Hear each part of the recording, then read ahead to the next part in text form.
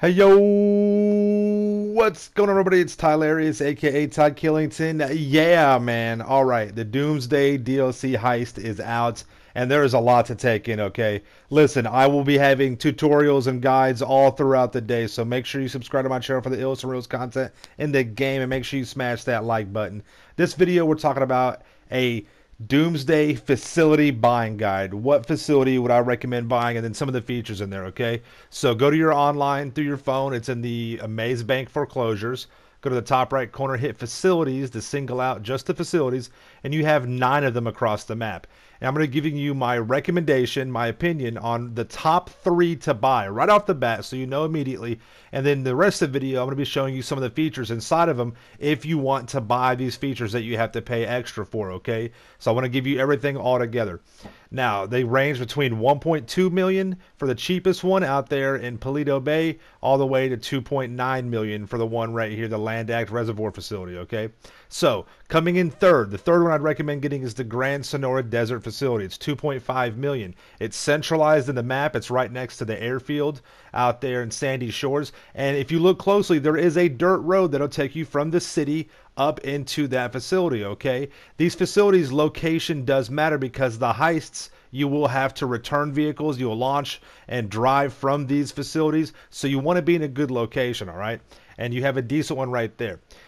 Now, second on my recommendation will be the Land Act Reservoir facility. Now, I know it's the most expensive, but it is the closest to the city. It's not the greatest to get there by vehicle, by car, but it is okay for an aerial vehicle, for a chopper and things like that. It is decently easy to get to, and it's very close to the city, and it will help out for some of your missions, all right? Now, the top one that I would recommend, this is the one that I have, it is the Lago Zancudo facility. It's out there by the air base, by my bunker. It's only $1.6 million, and it's decently located. It has a paved road, main access. It's still close to the city. All these facilities are the same on the inside. It's all just a matter about what you want to upgrade, okay? So let's start with the most expensive. Let's go with that. Now your facility style, you can start out with just a basic that's nothing, then goes up to 187,000, 225, and then the facility style is just the coloring. It really doesn't do anything for you, so you don't have to have it. But I want to show you the pricing and what it looks like if you want to go that route. And these are the different colors with the accents. It's a triple or tritone. There's 3 different colors, even though it looks like 2. There's actually 3 different colors in there, and up to 450,000. Let's go to the facility graphics. This is basically just the texturing on the walls. Once again, you don't have to have this. This doesn't do anything for your facility. And once again, all the facilities are the same on the inside. There's no difference, okay? But if you wanted to max it out, and we're about to see that right here, it'll cost you 175,000 to get the particular graphic that you want, up to that much. This is the orbital cannon. This thing is cool, okay? And we'll talk about this later.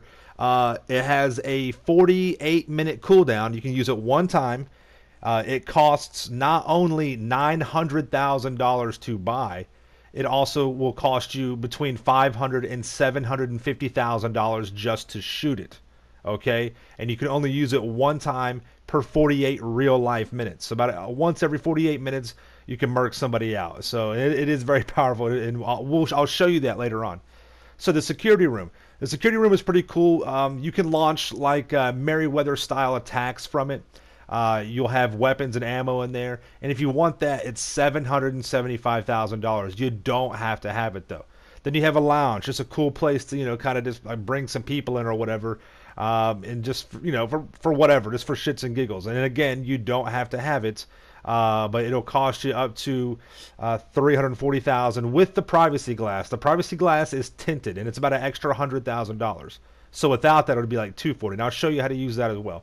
Then you have your sleeping quarters. In your sleeping quarters, you can basically, it'll allow you to spawn inside your facility when you load into GTA 5 Online. And you have utility, which is the basic, prestige, and then premier, which will cost you up to $290,000. Once again, you don't have to have any of that. But if you want it, now you know what it costs. And I was almost at $6 million for everything maxed out with the most expensive facility.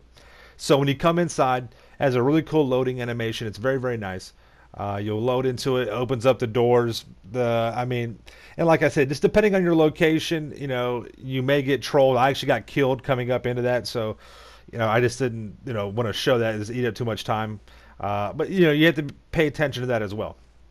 So here's the inside. These facilities are huge. I mean, like huge. Okay, they're really really large on the inside, and there's a lot to take in with this. Okay, I'm just kind of showing you the security room where you can do different things. There is your sleeping quarters where you can respawn into as you come into the game. And it kind of it shows you all your, what your facility looks like, the color, the scheme that you picked. You have your reception right there. You can get snacks from and order Pegasus vehicles into the facility as well, which is really cool. Kind of like the basic what you would expect for spending $6 million. You have vending machines in there. There's your little lounge area right there where you can watch, TV and sit down. And like I said, I'll show you how the tinted glass works. Here's your orbital cannon room right here as well, where you'll be able to launch your strikes from. Like I said, a little bit further on, I will show you what this looks like and how to use it. And then this is your heist room. This is where you'll launch your new heists from. Now, I did not get into the heists because there's a very long animation, and I'm going to save that for a separate video, but this is where you would do that and launch it and get it going. All right, now what's really cool is that you have your crew logo all over the place. And if you want to activate your window tint on the your cool lounge room, go a little security panel right here and just hit the right arrow key and bam, that tints out your windows. Once again, it doesn't do anything for you. It's just a cool factor. It's all it is. It's just a cool appeal. It's an extra 100 grand on top of whatever you paid for that room. In this room right here, this is your security room. So you have weapons and ammo laid out, your gun locker so you can customize your weapon wheel. And then at the computer, it's got a really cool feature where you can basically just, troll people and mess with them and send out Merryweather-style attacks. It's a little bit different, though. You have different kind of options. You can pick it's like a 2,000 and then a 5,000, and there's a free one as well. It's different kind of strike teams. They use different types of weapons. Strike team 1 is pistols, 2 is carbines, 3 is carbines with shotguns, okay? You pick a person, and you can actually observe them. You can watch them as your team comes in. And, so that's the guy, that's the target that I chose right there. He's driving around, and then you can watch. He's kind of glitching out or lagging out or whatever. So, and that's pretty cool right there. I like that feature. Here's your orbital cannon room. So you'll walk in here. It's got a huge digital map on the table of basically all of San Andreas. You walk up to this side right here, the little keypad is, and you hit the right arrow key, and then it logs you into it, and then you'll be able to survey the whole entire map. You can use your surveillance, and just basically it will show you where everyone's at. Those green arrows indicate a player in that direction. So you just follow the green arrow and find that player. Now, if they're inside missions or something like that, you're not going to be able to hit them. And then, as you see, the green boxes are the targets. That's the players right there. And you can zoom in with the right joystick. I had a target right here, so I backed out. Manual targeting is 500 grand, or you can do an automatic target for 750. So you just lock onto them. It charges. You hold down the R1 button. And then it's 3 seconds, and boom, the dude is destroyed. I mean, it's just annihilated him, whoever's around him. And he's just in the left-hand screen. I took him out. And yeah, it's just a troll weapon. But as you see right here, it's got a 48-minute cooldown time, and it's 500 grand every time, at the very minimum, to shoot this thing. So that's the orbital cannon right there. This thing is crazy. Yeah.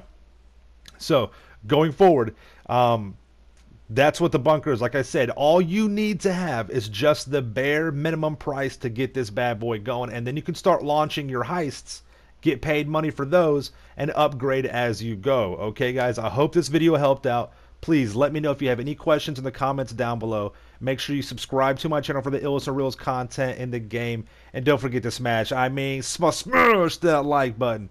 And you guys, man, it's Doomsday, so you better stay dangerous. We'll see you in the next one. Peace out. Yeah.